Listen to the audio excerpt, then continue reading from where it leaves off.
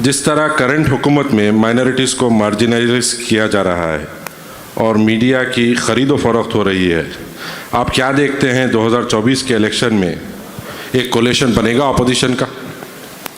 देखिए, मैं आपको आप तमाम कहूँगा कि एक नई किताब आई है, एक प्रोफेसर हैं Vinayak Chaturvedi, university of California के प्रोफेसर हैं। उन्होंने सावरकर के ऊपर एक किताब लिखी है।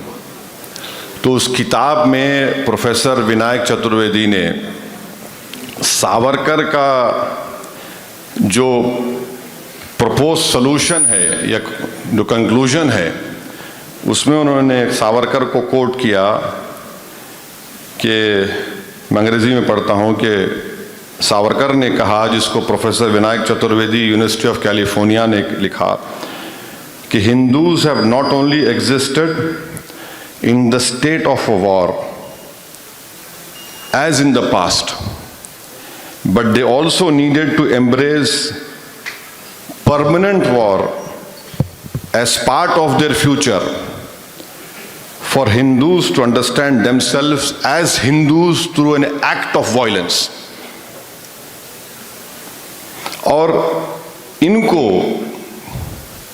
सावरकर को, जिसका गांधी के कत्ल के बाद सुप्रीम कोर्ट के एक रिटायर्ड चीफ जस्टिस साहब थे, कपूर साहब, उन्होंने अपनी इंक्वायरी रिपोर्ट में लिखा कि ये उसमें कॉन्स्पिरेटर थे और ये साहब को हमारे वज़ीर आज़म, उनकी पार्टी अपना आइडियल मानती है। तो कोएलिशन होगा नहीं होगा ये तो बहुत जल्दी होगा बताना, मगर कोशिश तो करनी चाहिए। हम तो कोशिश का हिस्सा बनने तैयार है, मगर अगर कोई ये बोलेगा कि मजलिस सिर्फ हैदराबाद में इलेक्शन लड़े और कहीं पर ना लड़े, ये मुझे कबूल नहीं है। क्योंकि औरंगाबाद की पार्लियामेंट की सीट हमारे इम्तियाज़ जलील साहब ने 21 साल के शिवसेना के एमपी को हरा कर जीती। किशनगंज में हमने 3 लाख वोट हासिल किए, वहाँ पर बीजेपी नहीं जीती।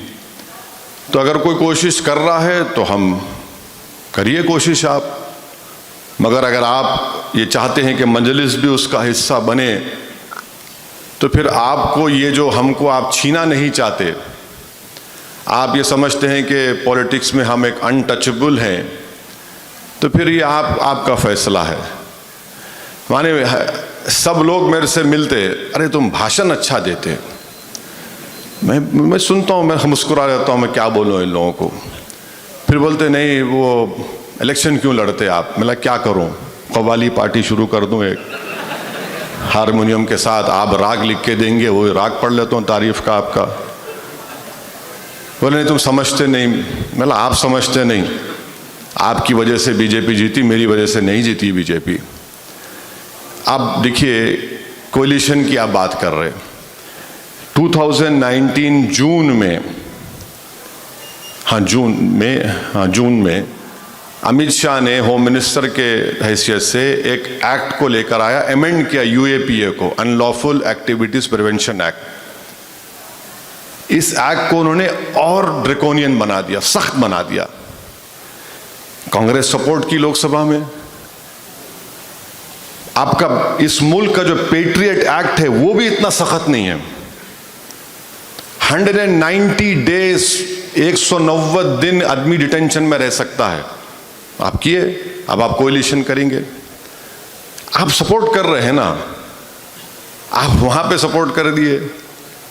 370 का निकाल दिया गया, माने सरासर गलत है वो, बल्कि मैंने उसको कॉन्स्टिट्यूशनल ब्रीच कहा। वो दिल्ली का चीफ मिनिस्टर खड़े होकर 370 सपोर्ट किया, तो मोदी बोले बहुत अच्छा किया तूने, अब दिल्ली का तेरा वही हाल करता हूँ। दिल्ली का उससे खींच लिया उसके पास से, अब उन्हें पुकारते फिर रहे, मैं लुट गया, मैं लुट गया, मैं पिट गया। तो यही मैं कह रहा हूं कि आइडियोलॉजी पर कंसिस्टेंटली आप मुकाबला करिए, तो आपको लोग पसंद भी करेंगे।